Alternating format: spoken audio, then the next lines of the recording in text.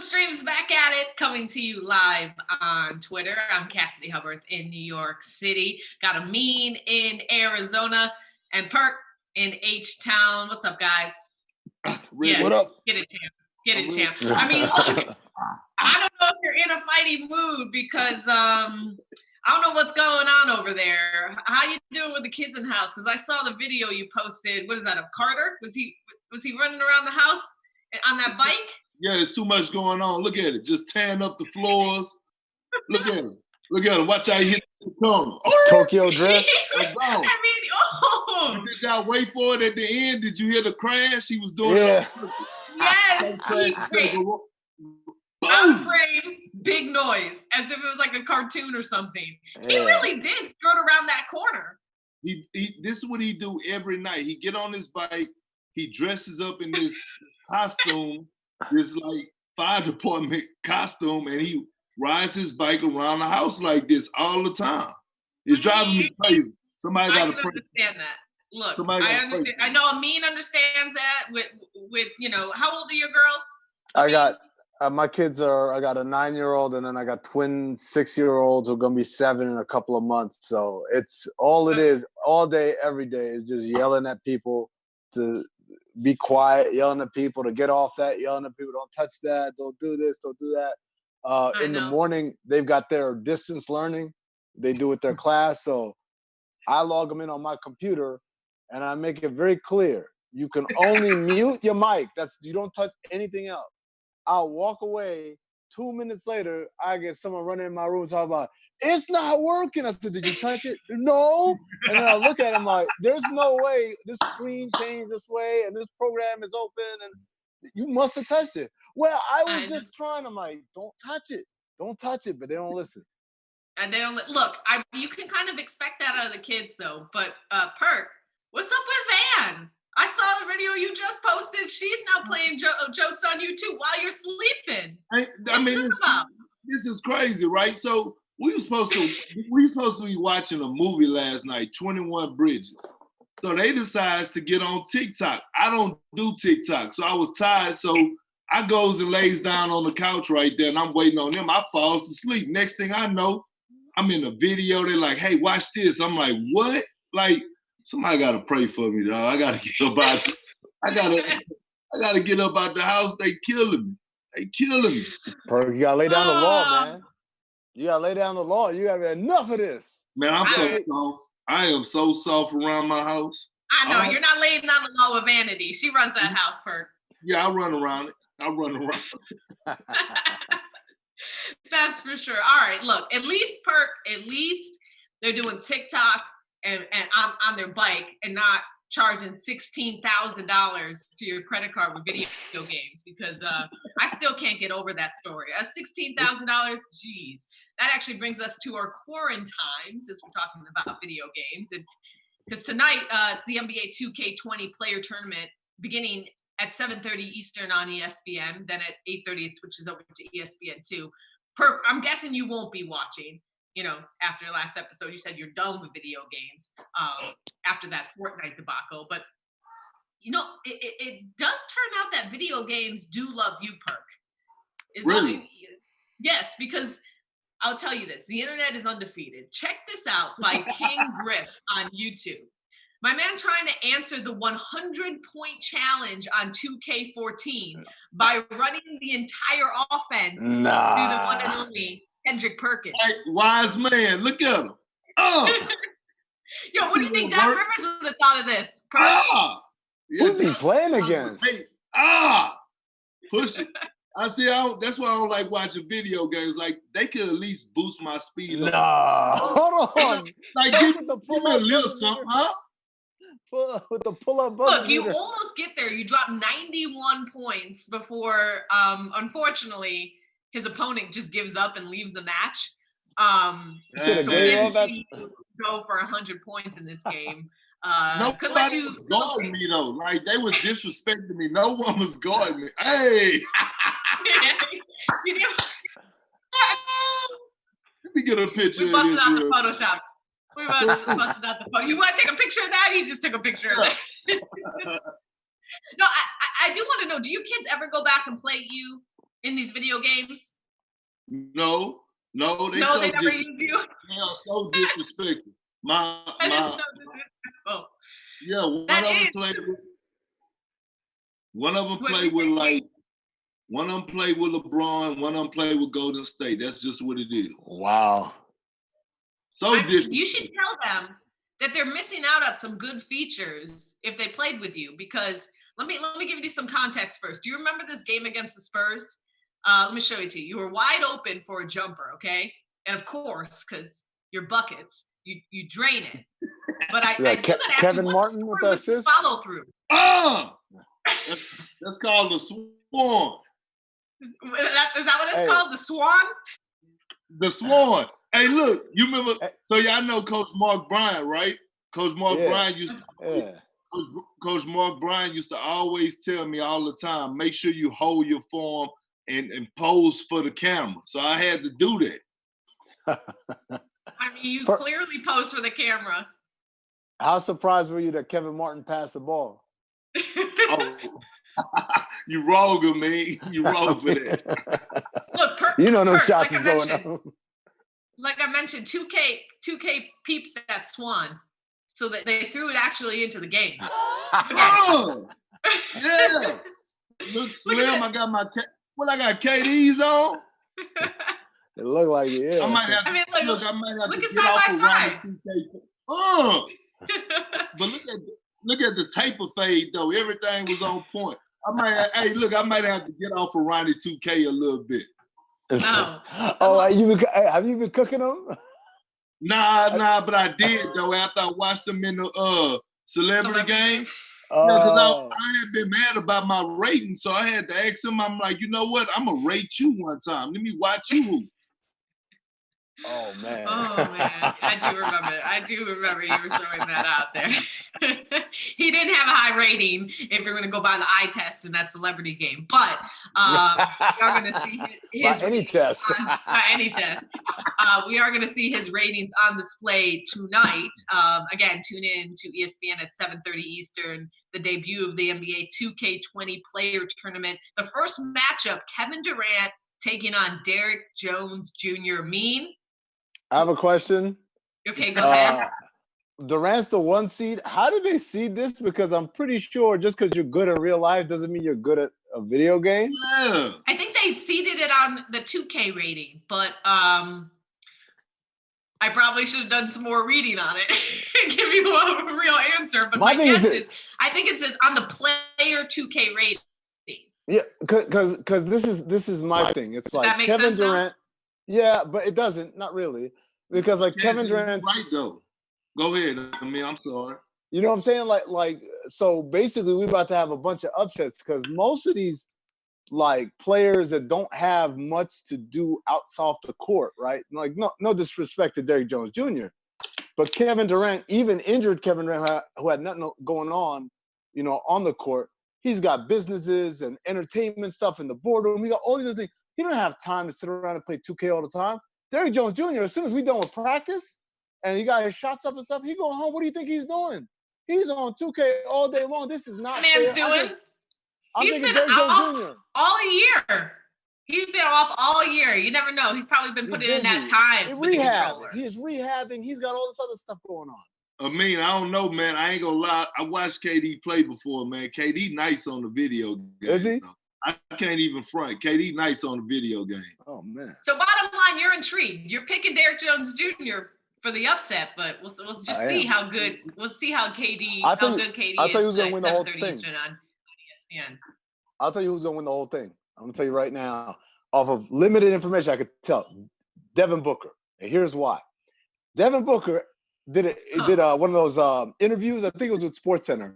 Everyone else has been having their phone or their laptop or iPad like I'm doing right now, and it's a regular thing. Devin Booker has a whole Twitch studio set up in his house where he got the computer and the big headphones and his camera's to the side. So he's sitting here doing I got my laptop right here. He's sitting here doing the SportsCenter interview like this. Well, like looking over his shoulder, right?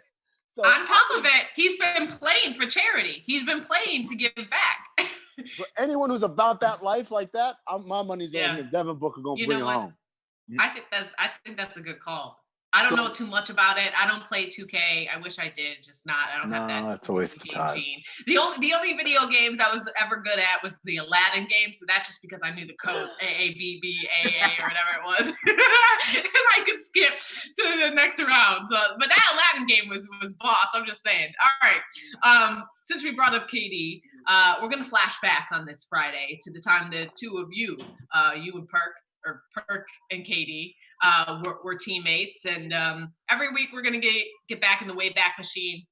Today we're doing a deep dive on the 2011-2012 OKC Thunder, who made it to the finals, led by a pair of 23-year-olds, Kevin Durant, Russell Westbrook, and a 22-year-old sixth man of the year, James Harden. Perk, you first joined the team in 2011. How did you feel leaving the veteran Celtics for a young and up-and-coming OKC team? Well, first of all, I didn't know what I was getting myself into. You know, I was leaving a Boston. Like, I had been in Boston 8.5 years. That's the only thing I know, only team. But it was like a family. We were a family in Boston. And Bluetooth is what we preach. I didn't know what I was getting myself into. I know that the previous year I had watched OKC against the Lakers, and I was like, hey, this team got a lot of talent. Like, the future is bright for this ball club. And then all of a sudden, when I get traded there, the first thing I think about, I'm like, Oklahoma City, not too far from Texas. I could deal with the country life. Like, I love the country life. So I'm like, all right, cool. Next thing, I'm like, I think I got to go here and I got to worry about these guys. And I want to know if they work hard and, like, what's their mentality. Because in my mind, you know, I'm leaving a team that was all about winning the championship. So it's a veteran team. So I get to Oklahoma City, and I remember when my first practice there, when I got there, it was the skating ring. So, you know, Oklahoma City Thunder first practice facility was originally a skating ring, and then they bought it and turned it into a basketball gym and a workout facility for the Thunder. So when I got there, Scott Brooks called me in his office, and he was like, you know what, Perk? We call this Oklahoma City University. So I was like, what? He was like, yeah, because our guys and the way we practice, they practice like they're in college. You will see they work that hard. So I remember, like, we had practice. First of all, they were coming off a back-to-back. I was already in Oklahoma City. They was flying back from Orlando. So they was coming off a back-to-back. And I'm like, oh, in Boston, back-to-backs, Doc Rivers for Day sure. off. It's a day off. Yeah. Nah, not them. They were in there practicing. I'm talking about guys getting taped, going at it, scrimmage. Yeah. And I was like, wow. So I'm like, well, maybe I'm going to look at KD and Russ, and maybe they might be sitting out. Nah, they was in the thick of things, going hard, guys working out after practice. So I'm like, hold on, I think I just struck gold. Like, yeah, I'm about to get this second ring eventually. But before I even played one game with the Oklahoma City Thunder, Sam Presti came in and gave me an extension. So I was like, yeah, something like that. And I was like, man, this organization is committed to me.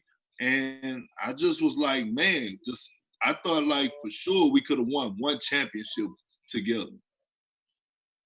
I mean, speaking of commitment, you know, as that a season progressed, did you ever feel like it was the last time those top three guys were going to be together? Was it clear, like, that Harden wanted to branch out and be his own man on the and have his own team?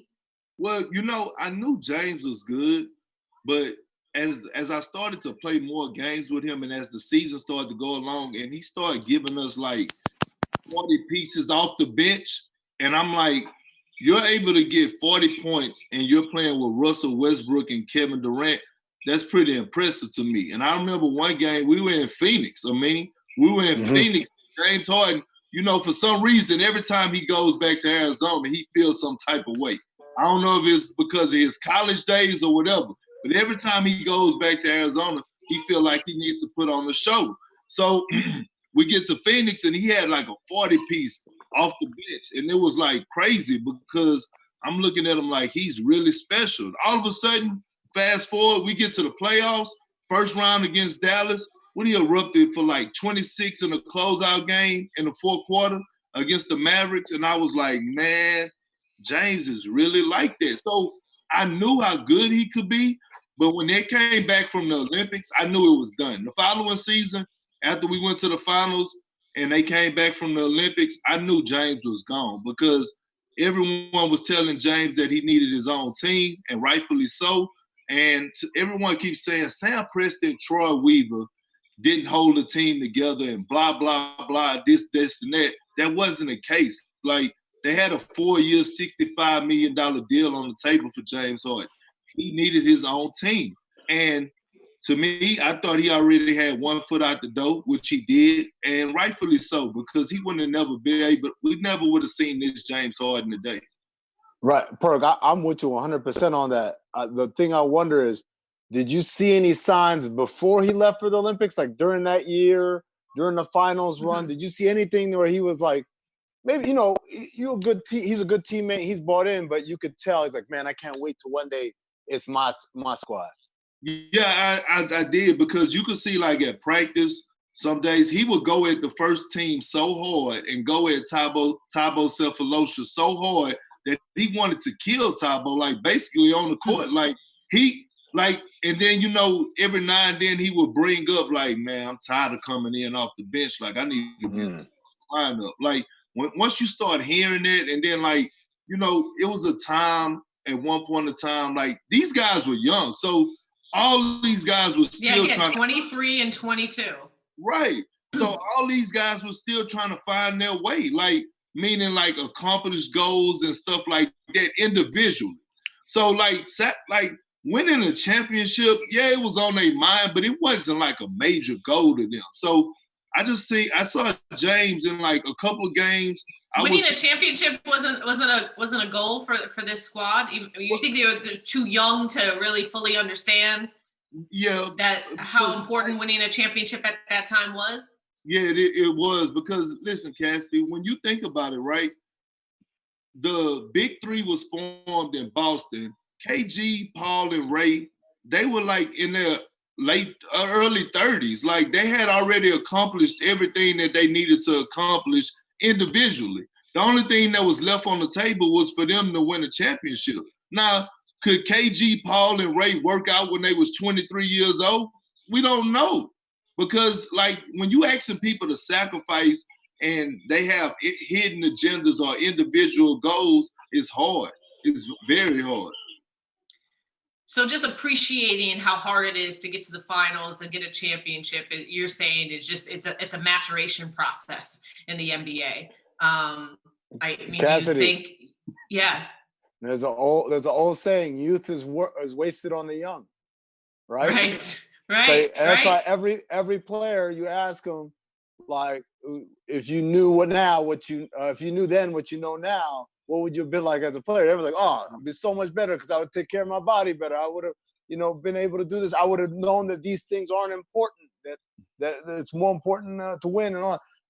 Almost every player I know great players especially, they go through it. And so a lot of times that's why you see these teaming up of superstars happening later in their careers, because they've accomplished all the things that they thought were so important. And then they looked in the mirror and realized, man, I still feel that emptiness. And that emptiness is winning a championship. Mm-hmm.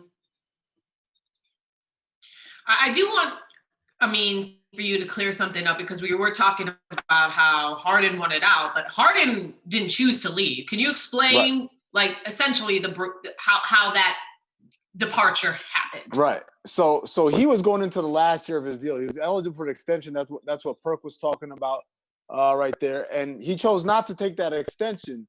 And Perk, you can correct me if I'm wrong here, but Sam Presti has, like, kind of an unofficial policy. He doesn't let players get to free agency for the most part. He's always trying to lock his guys up before they hit their free agency.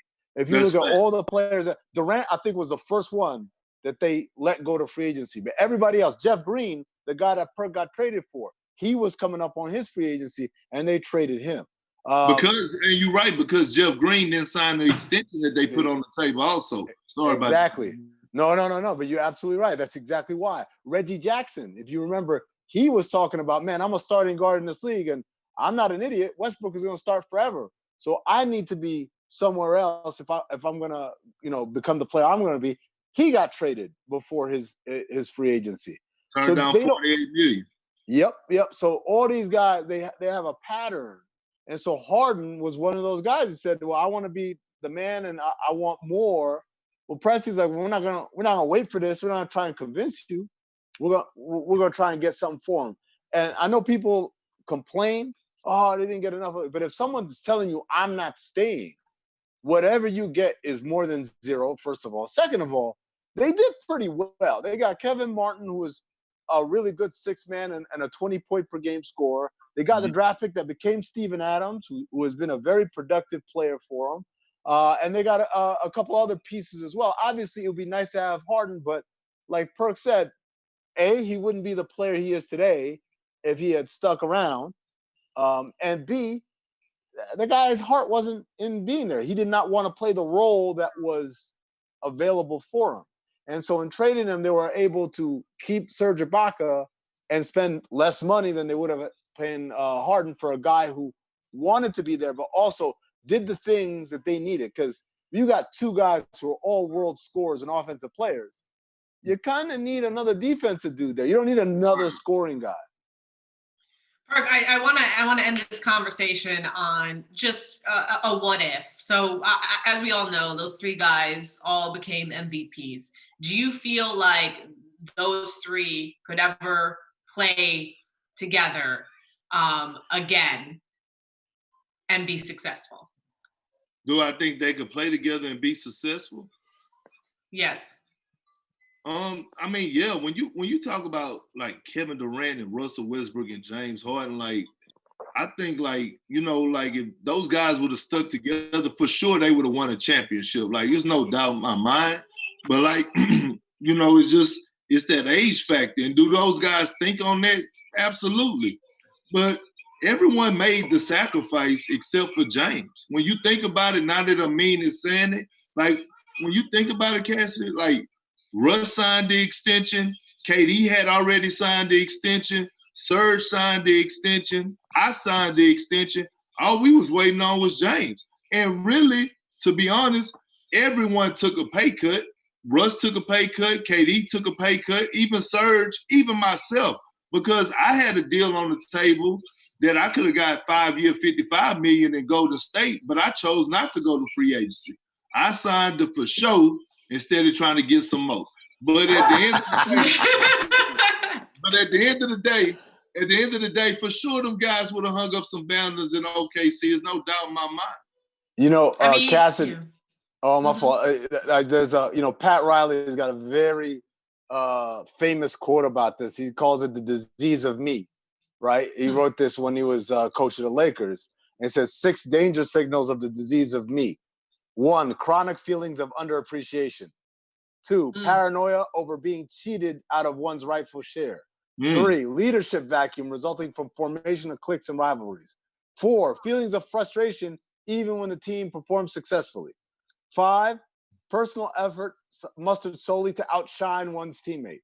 6, resentment of the competence of another. Now, I'm not saying all 6 of these apply, but you could definitely hear somebody's like, oh, yeah, that's what happens. And my thing is this. For any player, if you're not happy in the situation you're in, you want to go somewhere else because you think you can be more, or I think that opportunity gives you an opportunity to be more, I'm never going to hold anyone against that. When Kyrie said, I want to go to leave Cleveland, people are like, why? You're going to finals every year. Because Kyrie wanted to know what it would be like to be the best player on the team. He didn't want to be number 2 the whole time. And so regardless of how he behaved after he left, his decision to leave, I never hold that against him. But it's also something you got to always remember when you start complaining that, man, I wish we could win games or we win championships or whatever. Like, bro, you made this decision. You're the one that wanted this. This is what comes with it. Well, you brought up Pat Riley. It was his Miami Heat that eliminated you guys during the finals. As we wrap this conversation up, I just, when you were standing on that floor at the end of Game 5, were you almost positive that you guys were going to be back there next year? I thought so. I mean, guys were saying all the right things, but once again, things happen. Those guys had accomplished enough. James was just coming off a Six-Man-of-the-Year award. Once I saw that Serge Ibaka got penciled in, I was like, okay, next is James, and then all of a sudden we about to rock and roll. And when they got back from the Olympics, like I said before, it was like a change of heart. From my understanding, guys had pumped James up at the Olympics and told him, hey, you need your own team. You know what I mean? Now, is that tampering? Because there was a few guys on the other team that was trying to break the OKC Thunder up, which they did. But though, Cassidy, like, James wouldn't have, think about it. Now that he left OKC, he did everything he wanted to do individually, like MVPs, All-Stars, All-NBA team. And he made so much more money, like hundreds of millions of dollars that he probably would have never earned if he was in Oklahoma City Thunder. Perk, let me ask you a question, Perk. You as a teammate and as a friend, when a guy, like, he comes back from the Olympics and you can tell his vibe is different. Now, part of you is his teammate. You want to keep the team together, but also you're his friend. Whatever makes him happy. Do you try to convince him, bro, this is the place for us, you don't want to do this? or do you say, hey, man, whatever makes you happy? Well, I did, and that's crazy that you asked, because I actually did. Like, I tried to convince James, and I actually was pissed off that James left. Like, James is like a little bro to me, and we still cool, but I sent him a long text message that was like, I had to rethink it, and I was like, you know what? I had to apologize to him, like, hey, man, that's my bad. I should have sent you this, because for the simple fact that I can't knock this man for wanting to go out and be great. Like, no, like, I can't be selfish. At the end of the day, this is a job. At the end of the day, people don't realize that the first thing that you want to do is secure your future and get your money. Like, this is a job. So I couldn't knock him for wanting to go get maxed out in Houston and go out and sign a $200 million deal with Adidas. Like, what type of dude would I be? Could be considered as a hater, and I don't want to. Well, then fast forward to Kevin Durant leaving and the response to that. But we will talk about all that at another time. Actually, next week we're going to examine a season where it all did come together for you, the 2008 Celtics. Plus, we'll discuss Doc Rivers' recent comments that he takes blame for the team and Ray Allen not reconciling everything. So we'll get into that next week on our Flashback Friday. But before we go, tomorrow on ESPN at noon Eastern, your teammate from the 08 Celtics, Kevin Garnett, is one of the finalists for the announcement of the class of the 2020 Basketball Hall of Fame, in addition to Tim Duncan, the late, great Kobe Bryant, Tamika Catchings. Amin, is this the greatest Hall of Fame class ever? I mean, it's up there, right? Like, up there with the class that had Jerry Sloan and Jordan and Stockton, and I can't remember who else was on that. I want to say maybe David Robinson, but don't quote me on that one. But it's definitely up there in terms of, and especially when you expand and look at some of the other names like Tamika Catchings. That's a pretty. I'll put that class up against any class, I think. Cassidy, we getting front office of Amin today, and I'm loving it. I know, right? He's dropping knowledge. Look, it's a wealth of knowledge back there. Once you sift past all of his hateration. As of right now, the enshrinement ceremony is still planned for August. We'll see what happens. I do know it.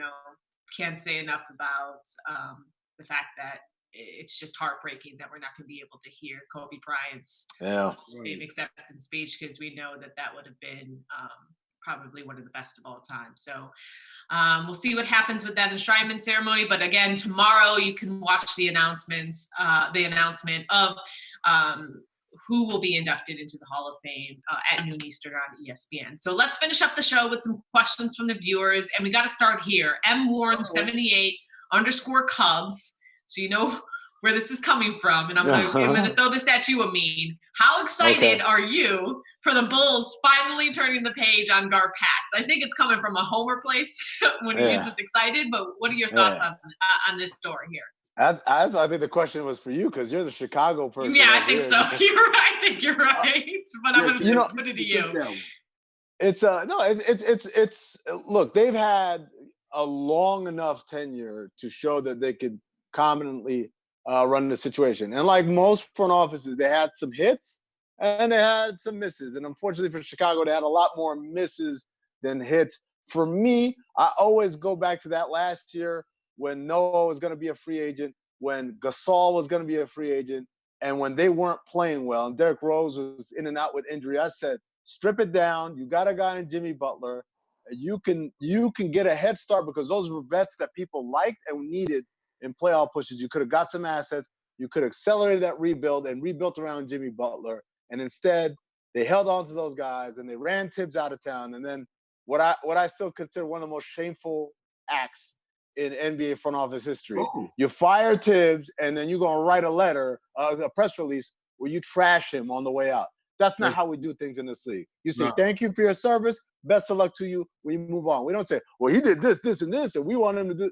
That's not how you do it. And so, like I said, a lot of misses in that front office regime. Now, it still remains to be seen. Gar Forman might be reassigned within the organization. Paxson is going to stay on as an advisor. Yeah.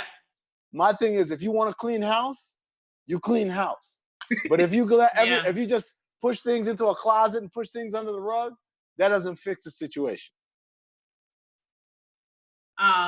So right now, we're just saying a new top basketball executive in place if and when the season resumes gives him a chance to evaluate the roster. They're going to be doing interviews via video conference. So we'll see how much they can decide during this quarantine period. But, you've seen the fire Gar Pax calls for a long time. To your point, not sure exactly if either of them are going to be fired, but at least it's a step in a new direction, which the Bulls just seem to be just in a stalemate, purgatory, if you will, for the last couple of years, especially when you're seeing some people, like Jimmy Butler thrive elsewhere. So I'm going to move on from that, and I want to finish our viewer questions. Could you feel? And I want to finish our viewer questions with Mark Lewis, who says, Perk, I'm going to ask you, since you're on your diet, what is your favorite quarantine snack these days? So, I go and, you know what? My favorite quarantine snack right now, since I'm on my diet, is hard-boiled eggs. That's all. Hard-boiled eggs? Yeah. Ew. You farting all day, bro. I'm on a diet, Amin. Protein. I get you. Yeah. I get you. It's filling. Yeah. Okay. Sure. Do you put salt on it or? Yep, a little Tony Sashers on the plate dip. I'm in there. Amin, what are you eating right now? What is all that noise? This is where I get my protein from. Steak strips from Costco. These things are filling. They got my protein. They're tasty. I mean, this is like some damn doggy treats, man. It might be, but it's pretty good though. Oh, with the hard-boiled egg and the jerky. What's yours, Ms. Hubbarth? I will say I have been snacking a lot on cheese and crackers. Okay. Straight. That's a very simple thing to just do in between chasing around the baby.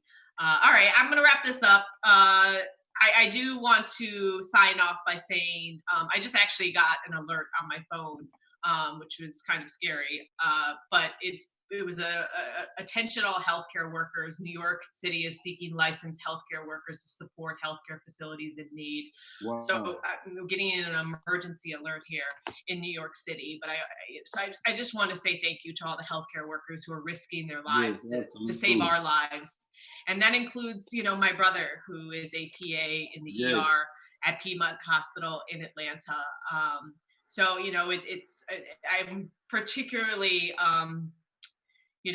affected by this because I worry about him constantly and, making sure that he's safe and he has the proper supplies. And to all the people who are affected or, he has 2 young daughters and a wife, and he has to go home and, make sure that he's not infecting them. So it's a lot more than just the work that they're doing in the hospital. So just want to say thank you. And if you guys can give back or in some way help the healthcare workers. I know what I did today was I ran around to a bunch of different stores, and I found that some of these stores are selling these N95 masks, and I bought as many as I could, and I sent it to him because these healthcare workers, they just don't have enough supplies. So anything you can do to help out during this time, just try to, think of others who are there to help save us. So just want to say thank you, and thank you. You guys, we're gonna be back. We're gonna change our show days next week. We're going to be on Wednesday, not Tuesday. So our show will be on Wednesday and Friday next week. Yes, Amin? Let me check my schedule. I don't know. There's got so many things going on. Can I do Wednesdays? Yeah, I can do Wednesdays. Right. I can do Wednesdays. I was gonna say have a great weekend, but does a weekend even is there even a weekend these days? No, there isn't. I didn't even know what today was. I knew it because I had it's Hoop Streams Friday, but it's like, it's like at the end of the day, you keep. I told y'all earlier before the show started, it's like you keep waking up thinking tomorrow is going to be better. So now I'm just to the fact that I'm just going to take advantage of the opportunity that's at place and just make the best of the situation. That's it. And then you know how you can do that? Watch us every Wednesday and Friday. Right. That's it for this show. Thank you so much for Amin and Perk. I'm Cassidy. Thanks for watching Hoop Stream. See you next week. Thank you for watching ESPN on YouTube. For live streaming sports and premium content, subscribe to ESPN+.